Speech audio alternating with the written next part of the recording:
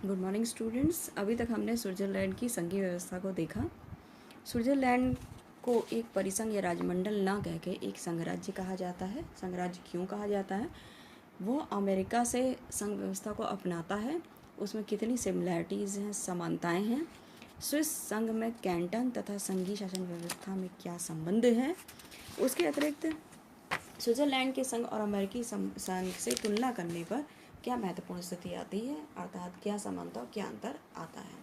Switzerland की व्यवस्था संघ व्यवस्था को अपनाती तो ज़रूर है, कठोर संविधान अवश्य है, परंतु इसमें अमेरिका के संविधान की तरह कठोरता नहीं है और कुछ भिन्न संघात्मक व्यवस्थाओं को अपनाया गया है।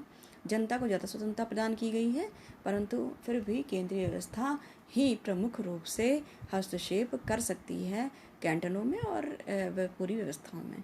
इन सबको पढ़ने के बाद अब हम इनके कुछ इम्पॉर्टेंट क्वेश्चंस को देखते हैं। लघु उत्तरीय प्रश्न या बहुविकल्पी प्रश्नों को हम कुछ देखते हैं जो इस चैप्टर से इम्पॉर्टेंट है। सबसे पहला क्वेश्चन है, स्विस संविधान के दो प्रमुख संघवादी तत्वों का उल्लेख कीजिए। सबसे पहला लक्षण है इसका लिखित और कठोर संविधान, और दूसरा है शक्तियों का विभाजन। दूसरे क्वेश्चन को देखते हैं हम, स्विस संघ में अवशिष्ट शक्तियाँ किसको प्रदान की गई हैं। तो पहले उन्होंने डिसाइड कर दिया कि संघ की शक्तियाँ निम्नलिखित हैं, और इसके बाद जितनी भी बची शक्तियाँ हैं, अवशिष्ट शक्तियाँ, वो कैंटनों को दे दी गई हैं।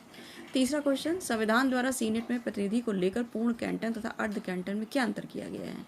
तो पूर्ण कैंटन में 2 प्रतिनिधि तथा अर्ध कैंटन में 1 प्रतिनिधि भेजने का अधिकार ये सीनेट में भेजेगा। चौथा क्वेश्चन, स्विट्जरलैंड में प्रत्येक व्यक्ति को कितनी नागरिकताएं प्रदान की गई हैं। तो स्विट्जरलैंड में प्रत्येक नागरिक को 3 नागरिकताएं दी गई हैं, जो स्थानीय नागरिकता, म्यूनिसिपैलिटी की नागरिकता, कैंटन की नागरिकता, और तीसरी है स्विस संघ की नागरिकता। पांचवा क्वेश्चन है, स्विस संविधान में संघ के स्थान पर किस शब्द का प्रयोग किया गया है। तो संघ के स्थान पर यहाँ राजमंडल शब्द का प्रयोग किया गया है। छठा क्वेश्चन, स्विस संवैधानिक संशोधन में लिए गए लोक निर्णय में पूर्ण कैंटन के कितने मत माने जाते हैं। तो पूर्ण कैंटन का 1 मत समझा जाता है। नेक्स्ट क्वेश्चन, संवैधानिक संशोधन में लिए गए लोक निर्णय में पूर्ण कैंटन के 1 मत माने जाते हैं। नेक्स्ट क्वेश्चन, स्विट्जरलैंड में संघीय अधिकार क्षेत्र वाले किन्हीं 2 विषयों के नाम लिखो। तो डाक तार व टेलीफोन।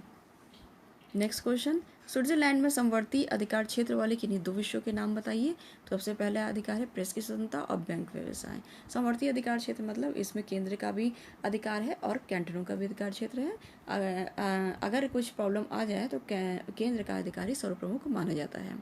नवा क्वेश्चन, कैंटनों को अपना संविधान अलग बनाते समय किन बातों का ध्यान रखना चाहिए।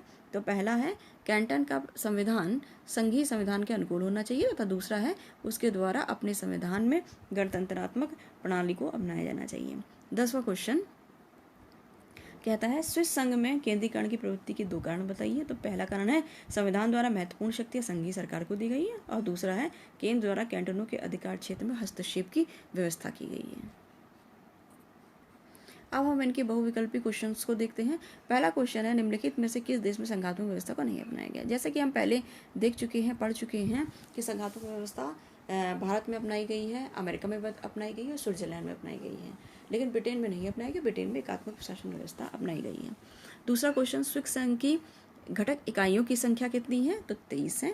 इसमें 20 पूर्ण कैंटन और 6 अर्ध कैंटन है। अर्ध कैंटनों को मिलाकर के संख्या हो जाती है 23। तो इकाइयों की संख्या या यूनिट्स की संख्या कुल मिलाकर 23 है। अब हम तीसरे क्वेश्चन को देखते हैं, स्विस राजमंडल में प्रवेश करने वाला नया कैंटन कौन सा है। तो हमने देखा तो जूरा नया कैंटन है। चौथा देखेंगे, स्विस संविधान में संघीय शासन का प्रमुख तत्व क्या है। तो यहाँ पर सभी प्रमुख तत्व हैं, लिखित कठोर संविधान, शक्तियों का विभाजन, उच्च सदन में इकाइयों का समान प्रतिनिधित्व।